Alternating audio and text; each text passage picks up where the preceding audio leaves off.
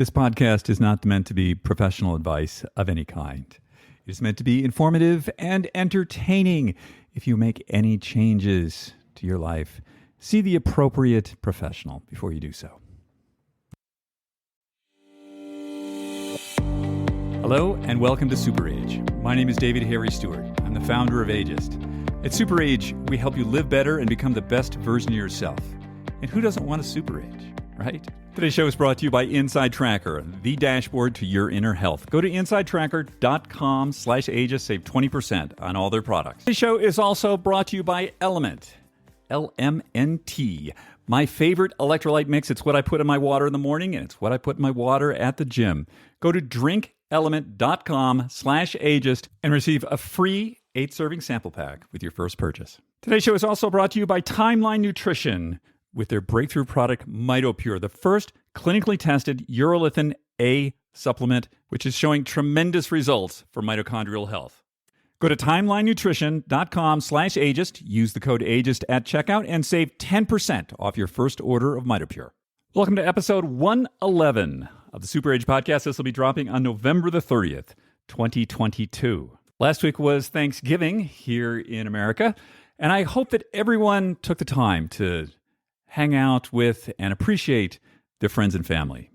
It's just so important for so many, just you want to live longer. The epigenetic signaling that comes with being around people that you care about and that care about you is irreplaceable. So hopefully everybody had a great one. We spent ours with a group of friends that we always spend Thanksgiving with, or since we've been here in Utah. And, a couple of them are incredible cooks, which I am not.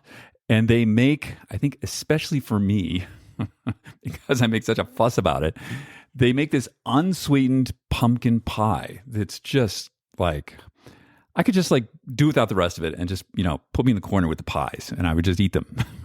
Not really, but they're so good. And it's, as I said, it's just great to hang out and talk and, just be with people you've known for decades. It's really nice. So it is still winter here in Utah. And it is, winter started 4 weeks ago and it's still cold and snowing and the mountains are beautiful. And I feel so blessed, so lucky to be here. The mountains sort of work for me the way some people feel about oceans. Like some people just love looking at the oceans and being around oceans. That's what sort of happens to me. You take me up 9,000-10,000 feet on a mountain and I just that's like my happy place. So this winter, I've been involved in this rather quiosxic quest, which is Masters ski racing. And that program begins next week. And so in preparation for that, I've been, practicing every day. And there's all this sort of new high performance equipment that I've been using. And it's sort of the difference between driving a Honda and driving a Ferrari. But, the more I get used to it and the better I get at using it, the better it performs. But the level at which it performs can be rather terrifying. Things happen really quickly. And there's just sort of a knife edge of balance that, takes a little getting used to. So this has led to some, we'll call them learning opportunities, meaning David taking very spectacular tumbles on really gentle beginner green slopes and feeling like a knucklehead. I actually had, I did a really spectacular face plant this morning and I had a ski instructor come over to me and he's like, "Are you okay?" It's like, yeah, I'm fine.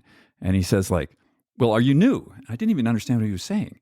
He's like, "Well, if you're new, we give beginner lessons over here on the magic carpet and you might want to consider that." And I thanked him and I felt 2 inches tall for, this and went about my day. But, I think that one of the reasons that I'm sharing this and with everyone is that it's important that we do things that challenge us, that cause us to fail. If this was something that I was really good at, it wouldn't be that big of a deal, right? If it was just something that is slightly more difficult than something else I was doing, it's okay, well, easy to learn. But if we pick something that's a couple rungs above that, which is actually hard and which we can fail at and requires some concerted effort to do whatever it is. And whatever it is that you want to do. You want to learn Mandarin, you want to learn programming, you want to become better at, whatever it is. I think it's important that we aim higher than just being able to do whatever it is right out of the gate, right? Because okay, you can pat yourself on the back and say, okay, I learned how to do this thing in a day. But I think it's more fulfilling and it's better for our brains, for challenging ourselves to do new things. We're building new neural connections. We're, in my case, there's a lot of coordination and balance that I've never had to use before. And we're not going to be great at these things initially. We can get better at them with practice, hopefully.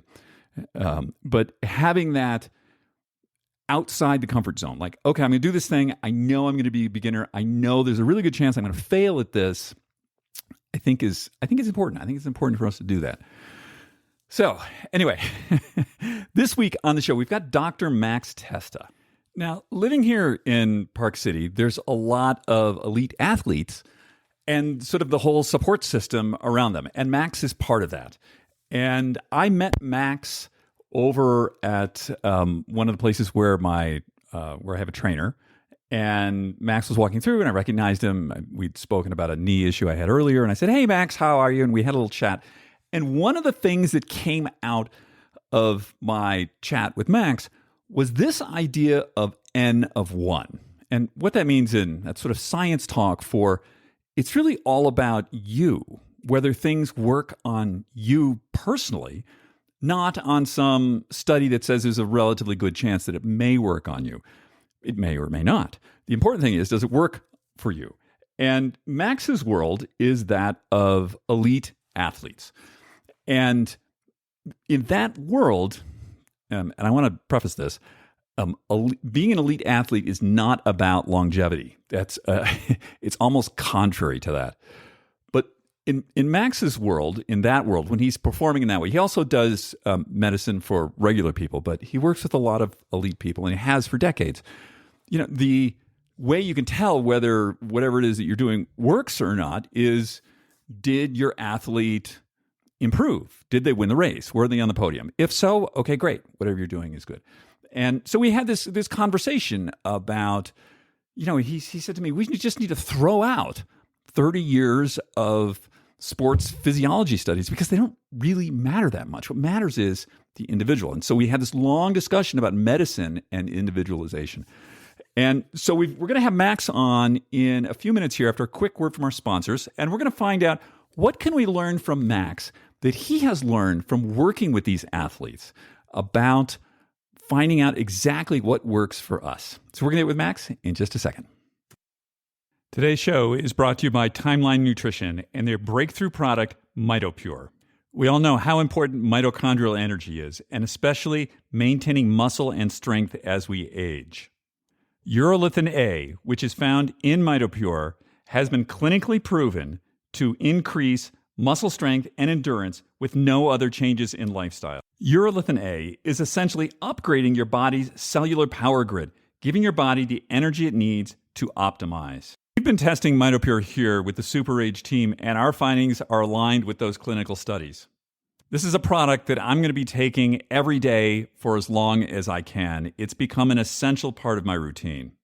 Timeline is offering listeners of this podcast 10% off your first order of MitoPure. Go to timelinenutrition.com/ageist and use the code ageist to get 10% off your order. That's TIMELINENUTRITION.com/ageist. Maybe check out their starter pack, which has all 3 formats, and let me know what you think. Today's show is also brought to you by Inside Tracker, the dashboard to your inner health. I've been using Inside Tracker for a few years now, and I'm a big fan of regularly doing blood tests to see, first of all, am I optimizing myself the way I think I am? And second of all, is there something going on that I need to know about right away? Back about 12, 13 years ago, I was in my routine physical, And suddenly, luckily, I had a physical at that point in time. My blood platelet level had plummeted, and I found myself in a hospital 3 weeks later. Now, it was only by luck that I happened to be having a physical at exactly that point. If I had had that physical maybe 3 months later, some really bad stuff could have happened. So Inside Tracker I use to help optimize where I'm at, and also to, make sure nothing bad's going on out there, to keep myself informed of what is actually going on in my body. The other thing I really like about Inside Tracker is, there are other blood tests out there that you can take, and it'll give you levels and say, like, okay, this is where you're at, in range, out of range. But it doesn't tell you, like, what to do about it. With Inside Tracker, it's a food-first program, supplements when needed, to help get you back on track. It gives you actions where you can actually impact what your inner health is. This is a great platform. This is not a replacement for seeing your physician, which you should do regularly, at least every year. This is an additive. I strongly recommend it. Go to insidetracker.com/ageist. Save 20% on all their products. Today's show is also brought to you by Element, the electrolyte mix that I've been using to stay hydrated and to keep my electrolytes in balance. I started placing Element electrolyte mix into my water after my workouts on the recommendation of a friend of mine who's a 50-time Ironman competitor. I told him that I was having a lot of trouble recovering from my workouts, and I thought it was my age. And it turned out it was my electrolytes. And once I started putting Element into my water, I noticed an incredible difference in my ability to recover from my workouts. It went from, truthfully, an hour or two to like 10 minutes. Because the problem was my electrolytes were off. Now what I do is I put Element in my water when I get up first thing in the morning. I also have it in my water that I drink during the day. And then, of course, at the gym, I make sure that there's Element in my water. And, of course, in my beloved sauna, the same thing, Element in the water. So it turns out that some of that brain fog and just muscle ache and sluggishness that I was feeling was not age-related. It was actually electrolyte related. We talk a lot about hydration on this podcast, but the electrolyte mix within that water is really critical. Right now, Element is offering listeners of this podcast a free sample pack with any purchase. That's 8 single-serving packets free with any Element order. It's a great way to try out all 8 flavors and share Element with a salty friend. Get yours at drinkelement.com/ageist. This deal is only available through this link. You must go to drinklmnt.com/ageist. We'll be leaving that link in the show notes, too. After you check it out, let me know what you think about it. Did it make the change for you that it did for me? Hey, Max, how are you today? I'm very good, thank you. How are you? I'm good. I'm really good. It's a lovely day here in Park City.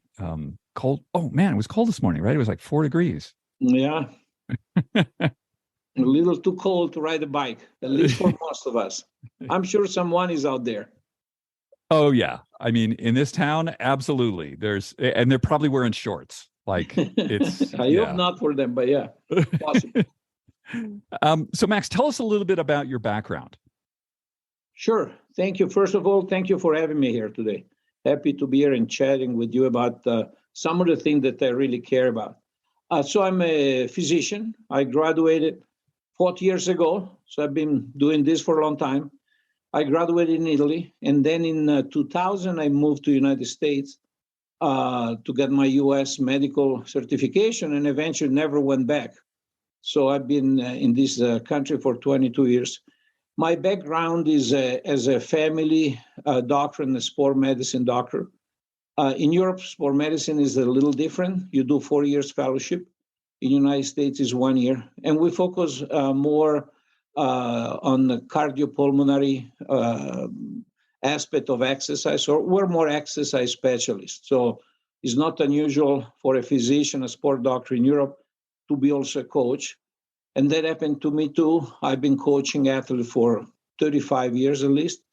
And I got lucky enough to have good athletes in different sports. So some of my athletes won some Olympics or some world championship in different disciplines. Now I work here at the Park City Hospital in sport medicine, and I see patients of every level of fitness and with or without medical conditions, in general, they don't want to get better or they want to recover after an illness or after an injury. And my recollection is you're still working with fairly high level sports teams. So yeah, I travel with the professional team, particularly cycling, for 35 years. I started traveling with COVID because things were a little more complicated. I'm still consulting with some athletes in Europe, particularly cyclists. Right now here in Park City, we have a contract with the U.S. Triathlon. So we work specifically with the Project Podium. So the athletes that are under 23 normally in the pipeline to make the selection for the Olympics in Los Angeles. So we had a discussion the other day about certain things that we're working and certain things that we're working. And our conversation started around nitric oxide. And I was asking you about that. And tell us, in your view, nitric oxide, nitrites, and nitrates. What does all that do? So that is an interesting topic. I didn't know anything about this till probably 2010, when I was a team doctor for the BMC cycling team, and I was coaching some pro cyclists over there. And these things, some of the studies start to come out about beet juice as a performance enhancer to a point. And some of the data were really shocking from a physiological standpoint, because these first studies showed that if you take a certain amount of beet juice that is high in nitrates, and nitrates are inorganic compounds that normally we get through water or through food, particularly green leaves vegetables. They had a bad reputation till that point, because nitrates can be transformed in the body in nitrites, and then eventually, likely, in nitric oxide, that is the best part of it. They had a bad reputation. They were, under investigation for being cancerogenic, so causing cancer. I think some of the study kind of changed a little bit the perspective on that. But this study actually looked more into the positive effect in performance. And what the first study showed, that if you take a decent amount of these nitrates, for example, through beetroot juice, you have to take quite a bit of it. You have improved performance, particularly with respect to, I would say, exercise efficiency. So for the same speed you run or the same wattage you push on a bike, your body tend to use less oxygen. At the beginning, this was really hard to understand, how is that possible? And then they start looking at the possibility that these nitrate in the body were transformed in nitric oxide that is kind of a vasodilator, so lowers a little bit your blood pressure by opening up your small vessels. And that allows more muscle fiber to get close to the oxygen carrier, so the hemoglobin. So they have easier access to oxygen. So by using more muscle fibers, you tend to reduce the cost of exercise. You make it more efficient, because those, if you use more muscle fiber, the single muscle fiber that doesn't get fatigued so quickly. Also, they thought that they had an effect on the mitochondria, that are the energy plants in our muscle fibers and in other cells too, that generate ATP, that is the chemical the muscle needs for contraction. Also, there was some possibility that the oxidative phosphorylation was becoming more effective. So there were some, and the muscle mechanisms were becoming more effective as well. So what was interesting in this study, that the maximum oxygen uptake didn't change. So you were using less oxygen for some maximal effort, but the VO2 max was not changing. And even lactic acid was not increasing. So really the study pointed to a better efficiency of the body in generating energy. And so that was and we tested like everyone in different sport, and we saw some people responding more than others. So like everything that has to do with nutrition or with training, the benefits are triggered by so many factors. So every of these intervention is multifactorial. So you have someone that respond better to beetroot juice than others, and someone respond better to altitude training than others. And so that is kind of across the board in everything. When you start your question, say what works. I can say that what works for sure is training. There is no doubt of that. And although even with training, you have to kind of find the right key to open the right door. Like every individual is a little different. There's some individuals that tend to respond better to a kind of training than others. And so the same is about any supplements or any sport drink or any other intervention that you want to use. You have to find what works for you. So we're gonna get to this N of 1 in a few minutes, which I think is fascinating. I just want to circle back to the beetroot juice is an organic nitrate. And then I understand that some people also do the sort of derivative of that, the nitrite, under the tongue. Or you were saying that, sometimes there's a pharmacological version of that you give people? Yeah, it's true. So nitrates normally get introduced in the body as through food or water. And then they can be transformed. And nitrates normally are inorganic compounds that have 1 atom of nitrogen and 3 atoms of oxygen. In the body, particularly in the mouth, through saliva and other enzymes, get transformed in nitrites. And those have only 2 oxygen atom. And then eventually in the stomach transforms that in nitric oxide, so NO, so a single oxygen atom.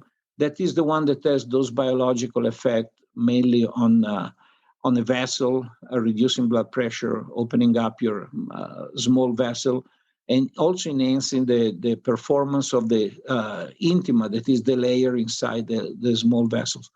The nitrites sometimes are used as a pharmacological compound, for their vasodilation effect. The most common is nitroglycerin. That is a pill normally, or that got dissolved under your tongue if you have chest pain or if you have angina, if you have a heart patient. And so those are much quicker in giving the vasodilation effect. We're talking about minutes. While normally the nitrates that you eat, for example, a root beer juice, they tend to have a slow effect, but they last longer. In fact, in most of the study, you have to do a loading phase. You don't just take, beet juice and you go. You take it for a few days. In this study, they were given these subject nitrates, and we're talking about, half a liter, so a good amount of liquid every day for a few days, and then even 2-3 hours before the effort. So the pharmacological ones that we use in medicine, they kick in quite quicker, Yeah. And you had mentioned, I know for a long time, nitrites have a bit of a bad reputation because, they're in a lot of highly processed food. And I recall someone telling me about a study out of, I think it was China, with highly nitrite-rich food like kimchi and things like that, and incidence of stomach cancer and bladder cancer. Is that a concern? So yeah, that has been a concern for a lot of time. However, some of the data are kind of controversial on this, because in population that they eat, for example, some kind of cured meat, you don't see that big increment, and that probably has to do with the fact maybe some of these population, they have high content of fibers in their diet, or they eat more antioxidant, the kind of buffer. So I think it's a part of a picture, so maybe there is some potential to be cancerogenic under that form, but sometime in nature you compensate with other mechanisms. So right now, there are studies that show one way and study that put some question on that. Matter of fact, for a long time, we're very concerned about nitrates into water, and that concern has been coming down to a point. We know for sure that the way you cook some kind of meats can be bad for your risk of cancer, particularly gastric or esophageal cancer, because some studies show that meat that is cooked, for example, high temperature or fried, can increase the risk, while raw meat doesn't do at the same rate. So sometimes it's the cooking, the high temperature that transform some of these chemicals could be part of the problem. So it's like we mentioned before, multifactorial things. This is another example. There is one thing, and then there is a constellation of other factors that can be creating noise in one way or on the other. Super complicated. Super complicated. So I think at the end you have to go back to basic. So your diet has to be mainly based on healthy food, and we know which foods are the healthy food. So a lot of vegetables, a lot of color food, and try to cut as much as we can processed food and food with a lot of preservatives. So if here and there it happened that you got a little bit of something that contains a chemical that maybe itself in high dose could be dangerous, if it's diluted in a healthy lifestyle, meaning healthy diet, regular exercise, and so on, I think that, we can sleep tight and not worry too much. You had mentioned that some of the pro cyclists are taking Viagra to increase. See, what's the joke about that? So I don't know if they're taking all the time, but Viagra has been used for altitude sickness, and because tend to reduce the pressure in your lungs. So when you go up in the mountain, and some people develop altitude sickness, particularly pulmonary edema with increased pressure they tend to respond well to Viagra. So the idea is that Viagra being a vasodilator with some features similar to the nitric oxide that we're talking about. Matter of fact, some Viagra also function by activating nitric oxide release. So it can have an effect by reducing the work of your heart. If your blood pressure goes down, your heart has to spend less energy to pump the same amount of blood per minute. And so it's considered like, a potential performance enhancer. I don't know if they use all the time and if they cause some other side effect in the middle of a competition, but definitely is on the list of chemicals that are not quite on a doping list.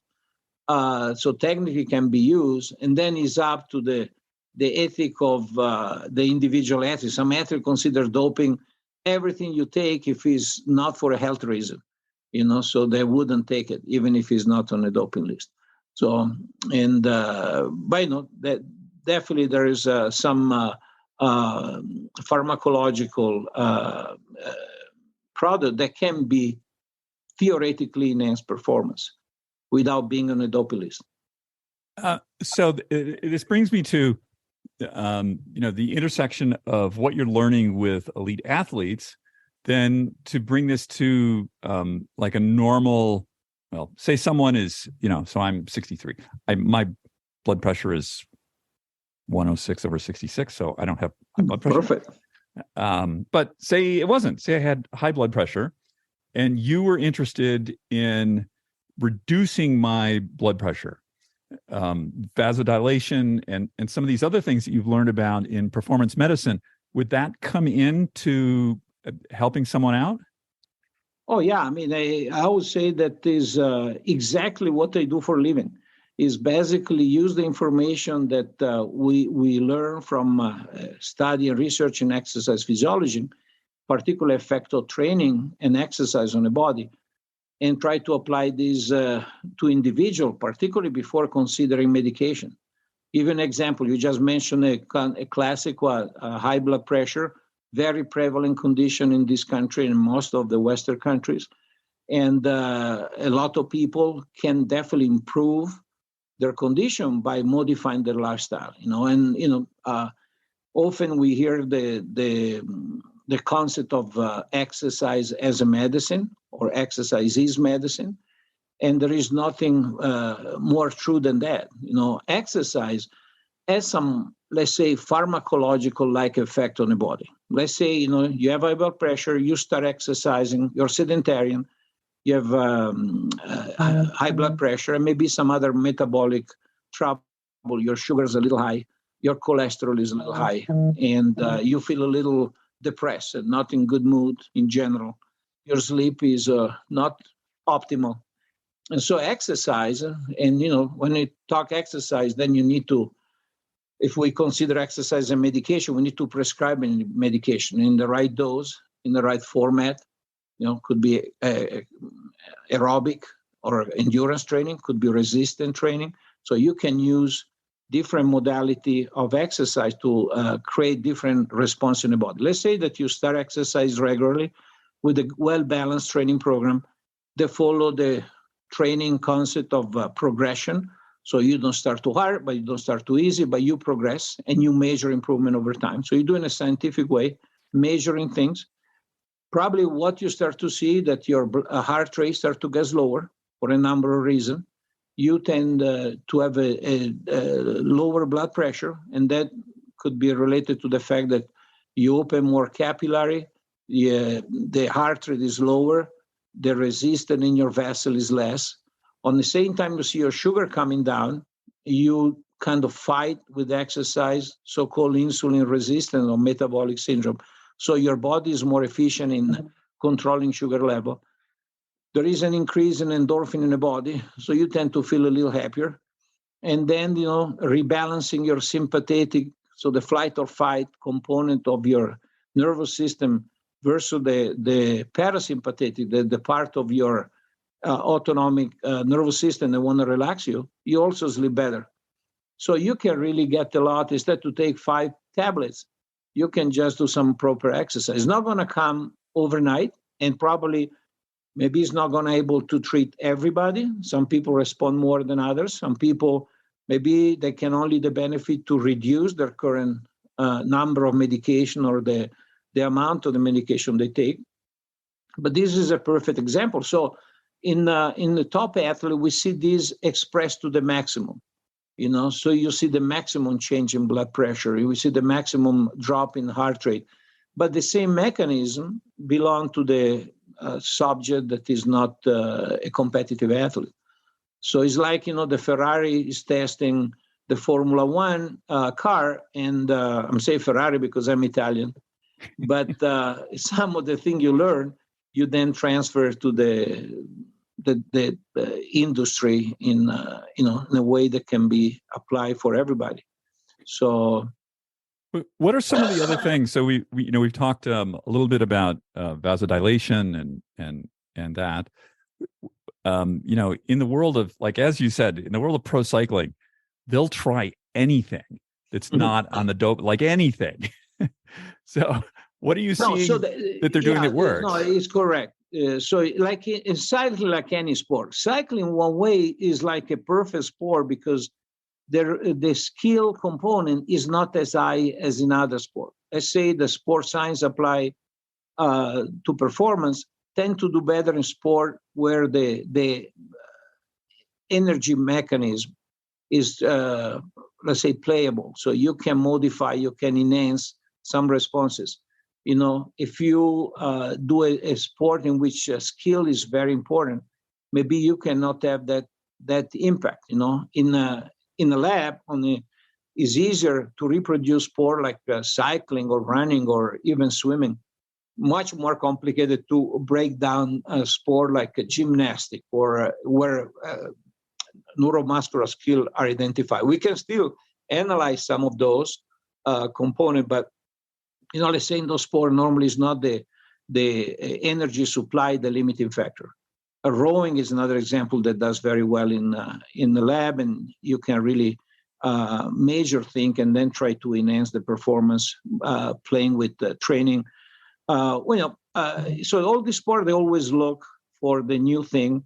And, at the base is always training. So actually, coming from a country where we do talent identification, for performance, the first step would be talent identification. Talent identification means matching the athlete to the sport. So let's say, I give an example. I was an average athlete growing up, and I always liked sport that were endurance sports. But every time I was doing a sport that was not endurance, like alpine skiing or playing soccer, I was doing much better.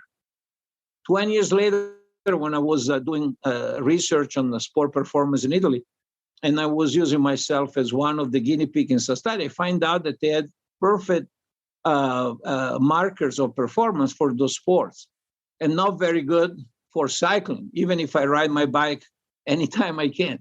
So when I was in Italy, we started the program was the talent identification, where we're trying to do that, to match athlete to the right sport. And so there's some predictor of performance in any sport. And some of us clearly are more, let's say, made or designed to do well. If you take basketball, that is easy. You have a young athlete that walk into your office and is 6'7" and is 16-year-old. You think immediately about basketball or volleyball. But if you have a VO2 max of 75 when you are in your early 20s or your late teens, if they don't test you, you never know. And it happened to me all the time. I have gentlemen in their 40s, in their 50s, they come because, let's say their wife gave them a gift certificate to come and get a VO2 max test.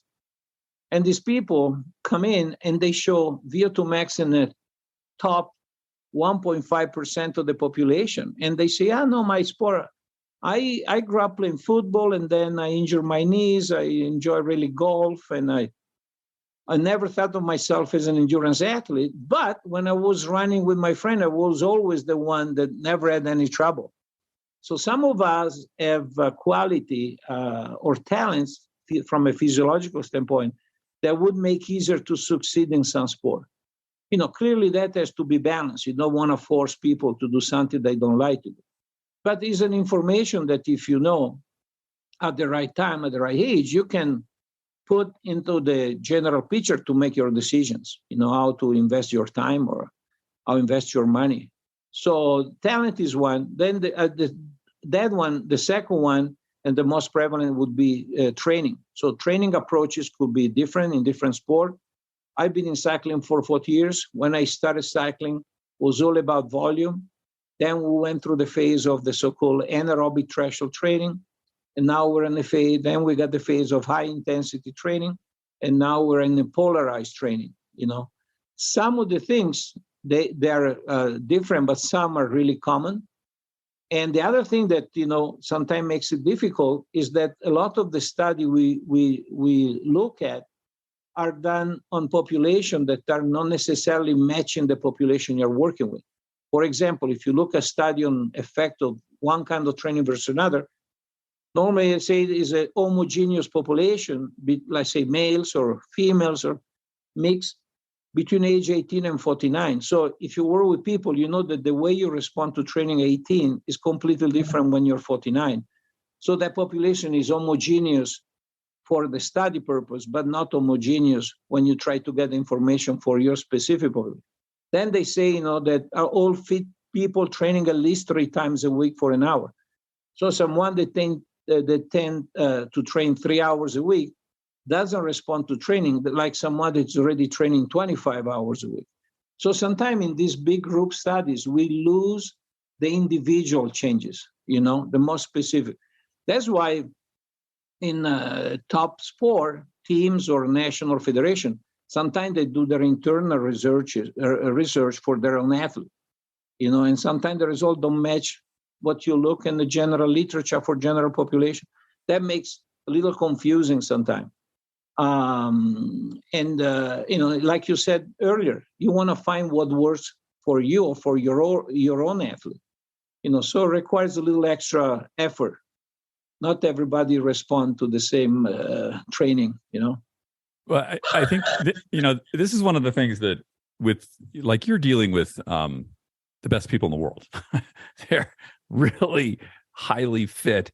And the result that you want, or that, the team wants, whatever they're doing, they want the athlete on the podium. Okay. if therefore whatever they're doing works. That's the end result.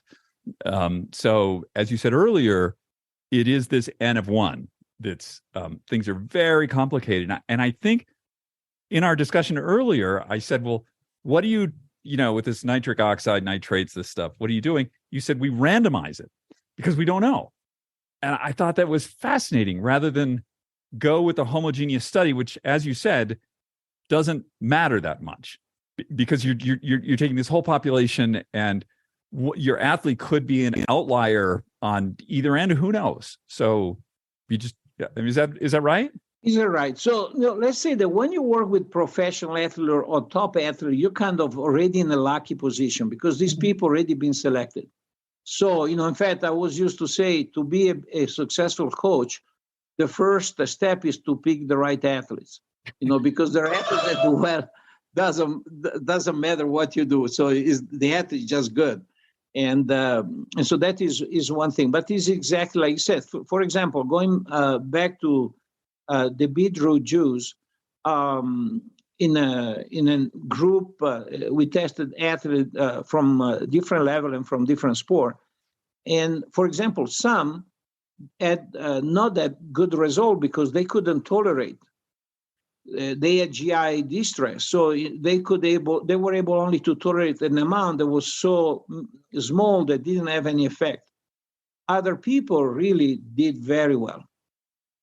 And then there was some also data, I think, came out from a study on rowers in Australia that showed that root beer juice in that specific population was actually detrimental to performance. And one idea was that because they were so fit, they already maximized the ability of their body to produce nitric oxide in a full amount. And so maybe some other mechanism of, for example, shunting blood in different parts of the body by increased vasodilation could have been detrimental. So you really have to try, I think that nitrate by physiology, if you look at increasing the blood flow and lower blood pressure, would be definitely something good for average athlete that don't have the possibility to maximize their training, but maybe they have a little bit of borderline blood pressure and they want to make it easier on their heart when they exercise. So that probably would be the population with the most to gain. I'm just going by logic, not by data. And if you have someone that train 25, 35 hours a week, you expect that the capillarization of the body, so the network capillary that feed the muscle, is already maximized.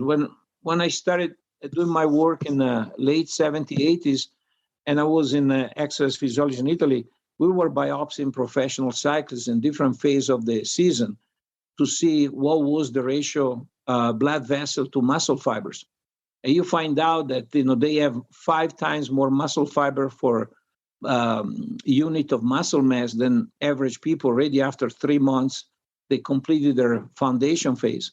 So if you have a capillarization 5 times more than an average person, probably the effect of a mild vasodilator like a root beer would be lost, would be not that. And then, as I said, that just by looking at one aspect.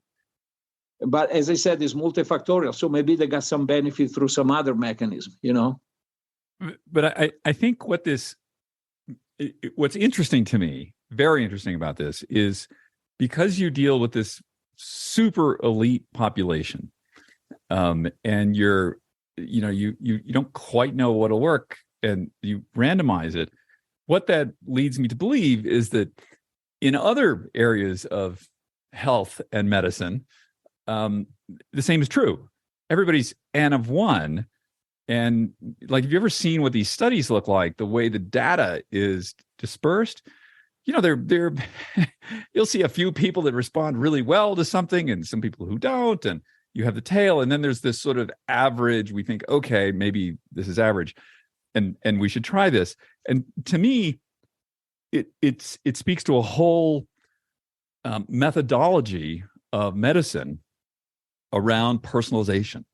That does it work for the person who counts, which is you, No, exactly. That has been my work for 40 years. So I read as much as I can about studies and what's new and what is effective for improving fitness, decrease the risk of cardiovascular disease, decrease the risk of diabetes. So that is my passion. So if I go vacation, I bring the article that I couldn't read during the working weeks. So because for me, it's just interesting. But then my job is, after having read those, to apply to the single individual. I report to my patient or my athlete. So it doesn't matter what is good for the average. I start with what the science shows, for sure.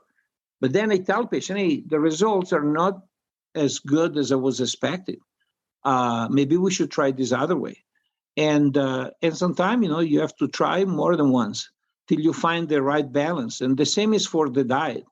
I have people that come in that they want to try a diet, but they tried already a diet, didn't work for them, and and some data show that should work, but they were not all made the same. We have everything, as I said, about exercise, nutrition is multifactorial. So you have to really to find the key to open your own door. And that has been my, my passion on top of my job for 40 years. The second after exercise, after training is nutrition that I just mentioned. There are some athletes that respond much better to a certain diet than others. And that can depend on the total amount of. So we know that, for example, slightly restricted diet enhances some training benefit, especially cardiovascular training. And we know now some of the messaging mechanisms in the body that control that. But, you cannot keep eating less than what you burn for too long if you're an athlete. So you have to put that in the context of the performance. And the context of the performance means that it's something that has to be sustainable through, for example, a season. Most of the study we look at, they're study that normally lasts 6 to 12 weeks.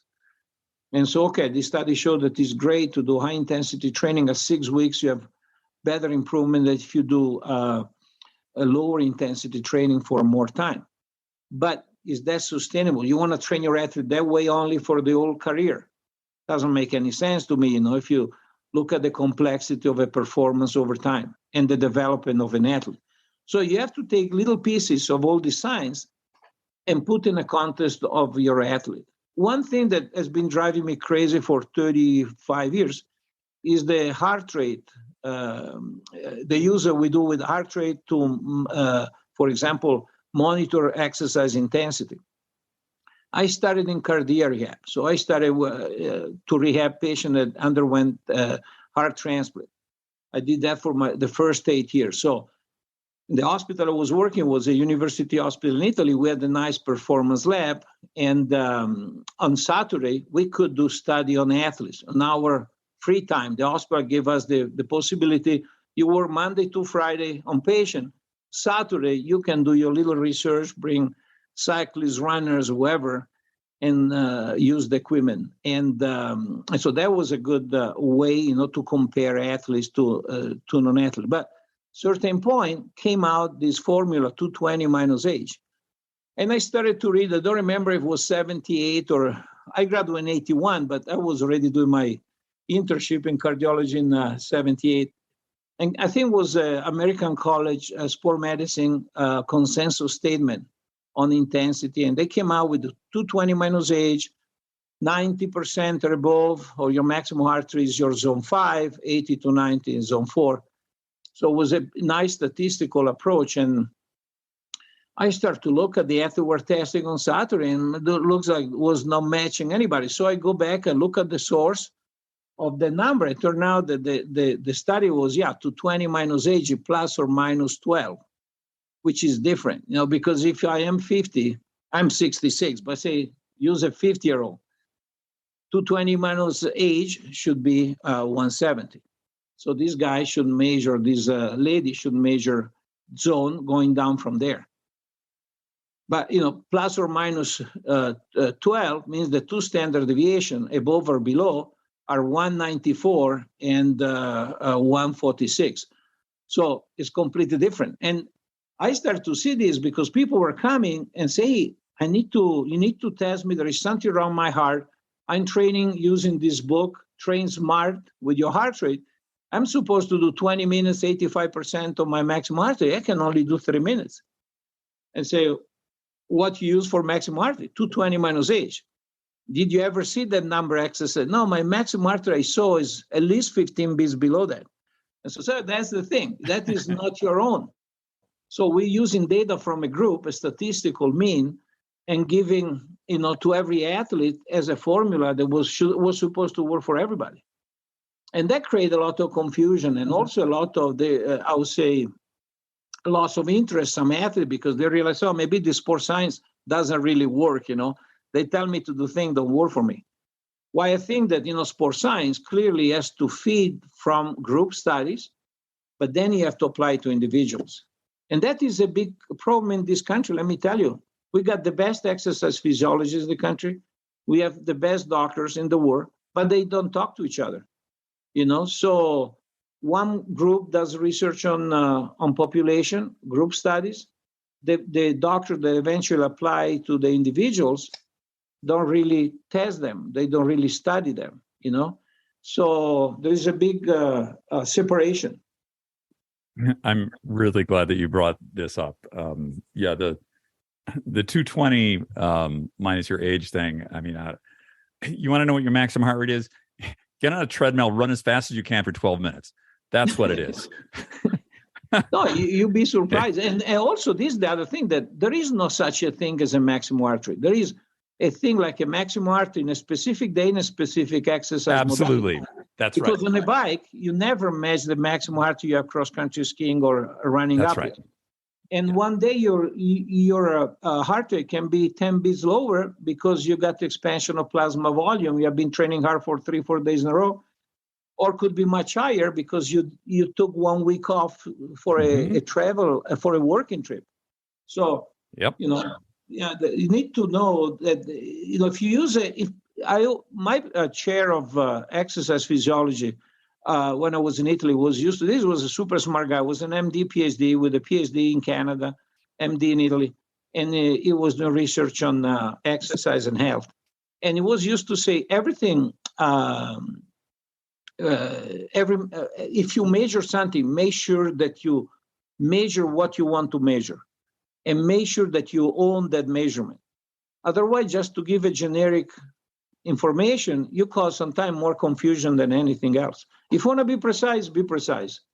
Otherwise, don't even try to be precise. Just tell people, hey, go hard, go easy. If you want to give them a metric, make sure that you give the right metric, That's one of my big bugbears are diets, and I see these books out there. You do this diet, whatever it is, lectins, keto, paleo, vegan. This will solve your problems.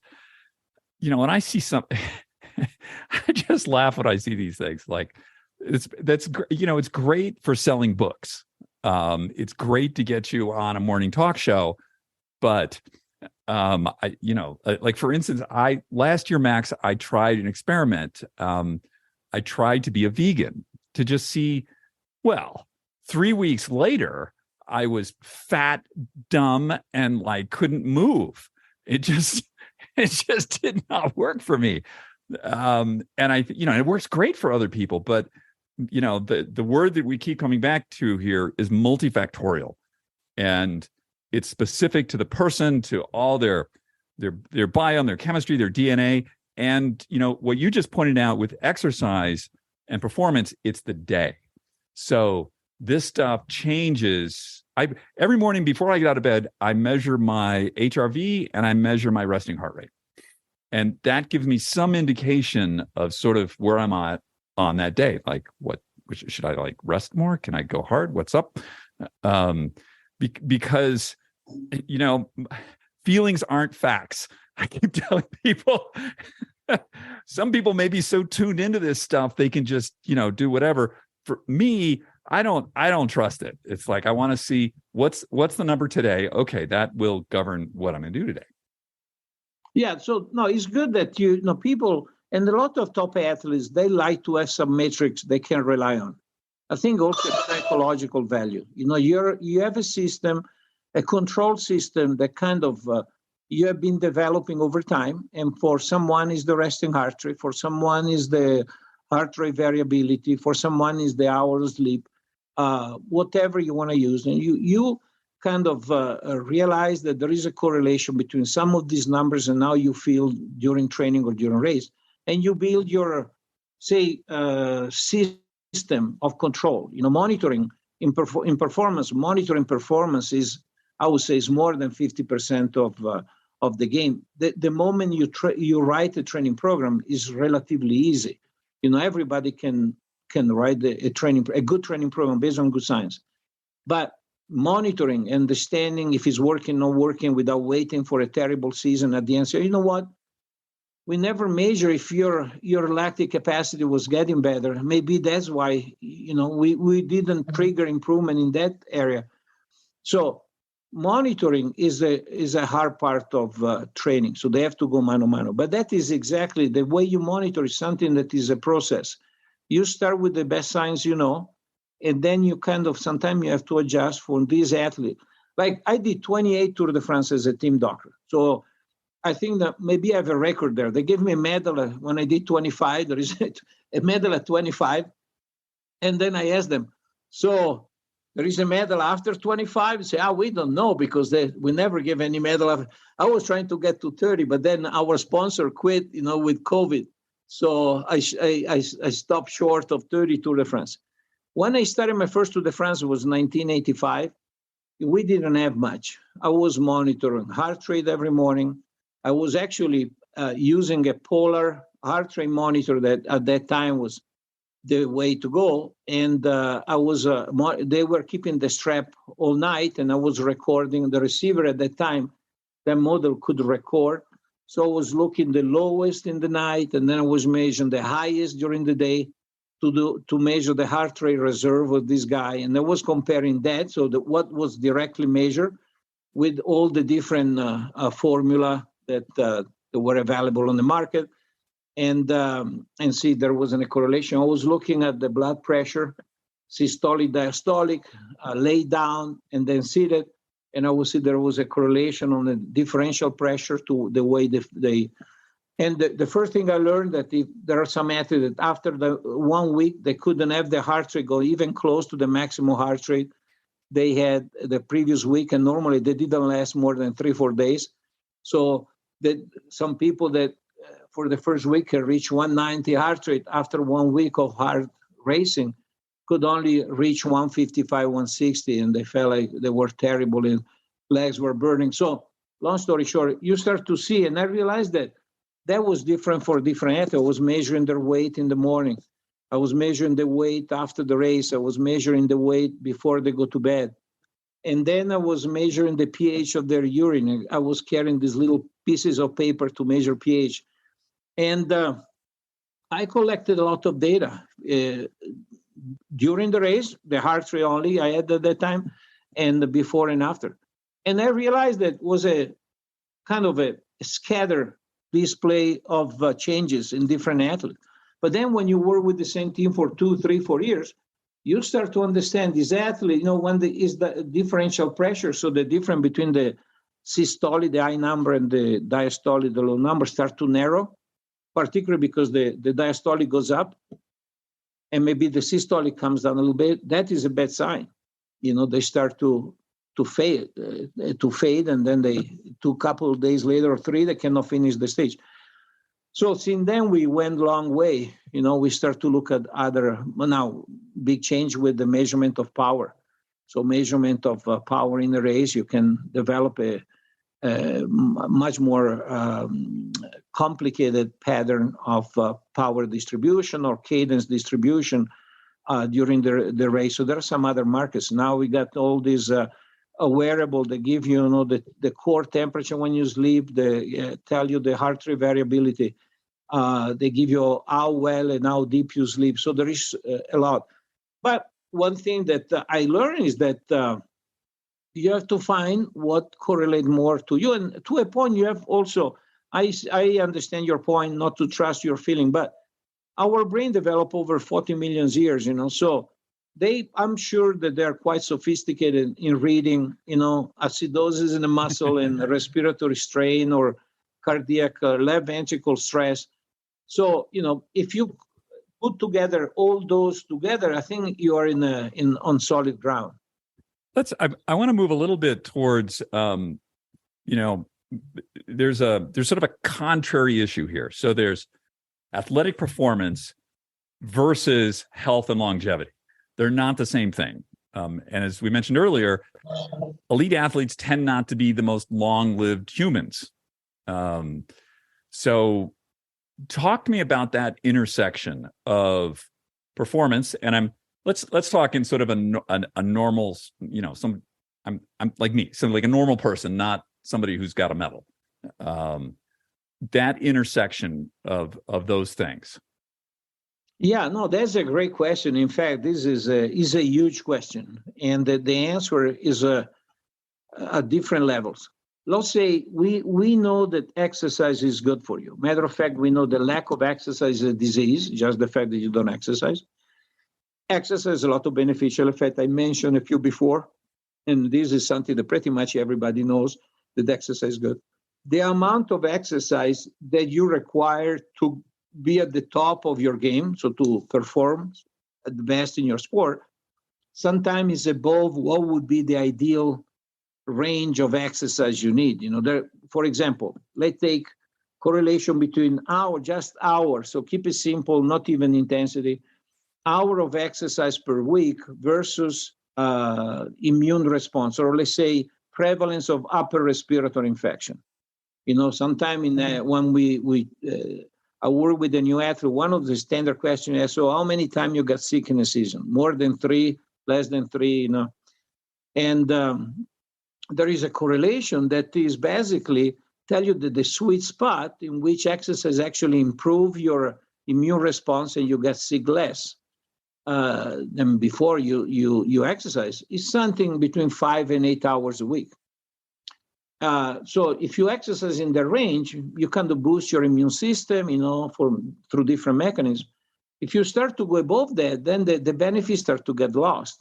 In fact, after they train 25 hours or more a week, unfortunately, they tend to get sick. You know that after you complete a marathon, 1/3 of the people that complete a marathon or a quarter get an upper respiratory infection in the next 3-5 days because your immune system gets shut down so much from the effort that you pick up any virus on the airplane going back home.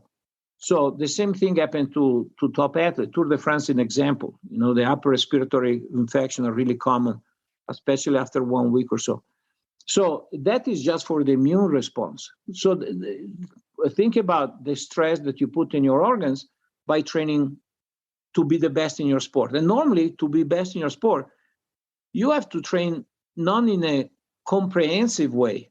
Let's say, to be a top marathoner, you cannot build a lot of muscle mass. You don't spend that much amount of time lifting weights because, you want to, if you see the people that perform better in marathon, they have lean body type. So to build in excess of muscle mass would be detrimental, but then muscle mass would be better for their health. That is, so to exceed in a sport, you have to kind of become like a Formula One car. The Formula One car is good at one thing, to race Formula One. But if you want to go skiing and you want to go on the gravel, that is not the car you want. So I see top athletes at the Formula One for their own sport. The body types to have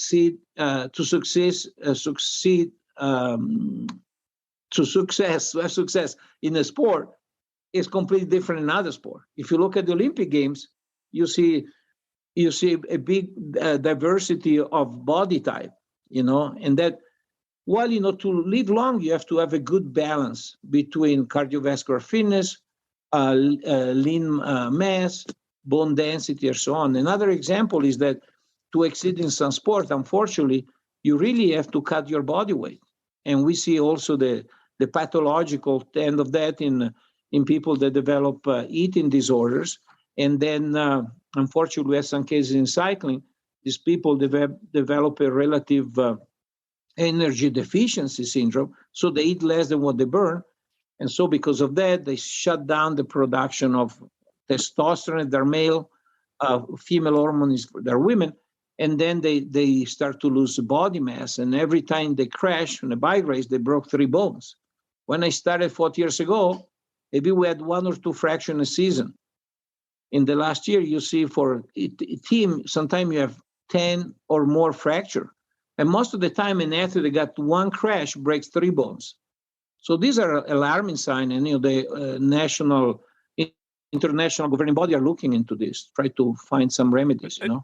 I think what we're talking about here is we have sort of 2 poles, right? You have the athlete who's incredibly motivated, who will do anything to succeed in their sport. And then on the other side of it, you have the, I can say the general population has a weight problem, and they don't really want to do anything. So you have the one, this sort of small subgroup who, anything you tell them to do, they're going to do. And then you have the other group who it's like impossible to get them to move. So how can the one learn from the other? Like, how can we get the people off the sofa? Because that's most of the people. The other people, the Olympians, I mean, how many of them are there? Yeah. We love them, but there aren't that many of them. No, it's exactly like you said. So from a social standpoint, the group that don't want to exercise and they don't pay attention to their diet is where you have the most to gain as a society. Because, you can do a lot of good for a population. And the first step would be education. And the education has to start when they're young. There is a lot of study that show that you have a healthy lifestyle if you're exposed to a healthy lifestyle when you're young. And so, sometimes if the family doesn't do that, it has to be, in my opinion, the school. So I think physical education and nutritional education is very important when you're young, when you go to school. And you do together with your friends. So that should be part of the way we raise our kids, and that is a value that is of huge impact on their future life, and also to the whole society. So that for sure, that is a population. I think that if I have to give an advice, and what I try to do for myself, and I try to do with my patient and my family. And is that, there is some good balance. You have to find some good balance. You have to try to be healthy most of the time, but if one night you eat the pizza, it's not going to kill you. So you need to be like not all black or all white. There is some balance in between. As I said, we have been on this planet for 40 million years. So our body can adapt to eat different ways, I like the Mediterranean diet. I think that is correct for a number of reasons, not to eat too much food from animal sources. But I don't feel guilty if I go out with my friend and we eat a burger. In the majority of the time, you try to eat healthy. The majority of the time, you try to exercise. And then if one day you have friends come visiting, you can spend a day just chatting, and the day you don't exercise, the much you do more the next day. So I think we need to find a balance between doing too much and do nothing. Unfortunately, now in our society, you tend to see extreme on everything. You go either nothing or all. So, I think that education is always the strongest tool we have. I'm glad there's some really good points there that, we both know a number of Olympians and ex-Olympians, and not to disparage them, but they're maniacs. They're just not normal people. Another issue we have here, and then I know that we have an hour, so maybe we're running out of time, but a few data that show that, for example, early specialization, like focus on sport, doesn't really help you to perform in a sport. And also the people that spend more time training, especially between their 20s and 30s, tend to have more heart issues, especially arrhythmia like AFib after age 50. That's right. Also, we know that some of the kids that perform competitive sport tend to spend more time on the couch. So maybe they work out hard for an hour and a half with the coach, but then they go home and they spend more time on their couch, which is not that good, or seated. than kids that maybe don't play a competitive sport, but they'll go outside playing with their friends for 3-4 hours. Mm-hmm. So they need to keep a balance on all this. Right. We have the data, so we know what the patterns are, and so we need to kind of use them. For me as a doctor, I think that the priority I have with patients, that's where I spend a lot of time, especially the first time, is just to explain if we do something, that's why we do it. I think that if we empower people to understand why this exercise is good, why this much maybe is too much for you given your health condition, then they do it, instead to just give them, the fancy information. You have to eat this extreme, or you have to exercise that extreme, that maybe attract the attention, but it's not going to do much good for the rest of their life, Yeah. It's the Instagram fitness. We live in our time, so we need to be able to use the benefit, but also create some protection mechanism from what is not that good. Information are good, but could be also bad, depending how you use it. First, if they're true or not, but also how you use them. It's, like they used to, the arms negotiators, test but verify. So test, monitor, is this working for you? Is it not working for you? How do you feel? And as we go back to that N of 1 and the multifactorial, it gets complicated. And what we really want to know is, does it work for you? Yeah, exactly. You need to keep open mind, get the information, be curious, maybe try, explore it, and then at the end, measure the results on ourselves. That's right. Max, I'm so happy that that I live in this community where I run into people like you all the time, and it's remarkable here. Thank you. Now I'm happy. I tell you, I feel really blessed to live in this community, because in this community, I see more and more patients that really love to be healthy, and they are really eager to learn and to apply what. So it's very, from a medical standpoint, it's very rewarding to work with this kind of population.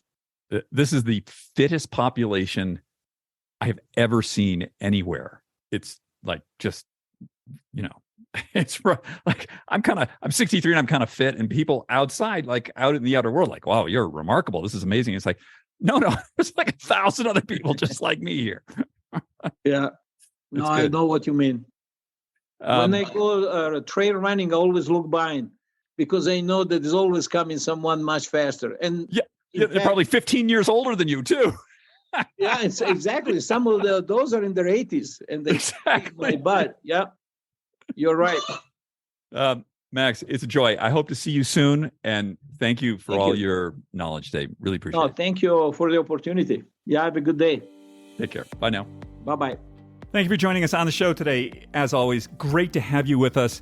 And I really love this idea of N of 1, which, in Max's high performance world, that's an athlete. In the world of us normal, regular mortals, it's all about personalized medicine and personalized testing. And that's really where I think everything is going. These big studies, great for general direction, but is it working for you or is it not? And, that brings us to one of our sponsors, Inside Tracker. Go to insidetracker.com/Aegis, save 20% on all their products.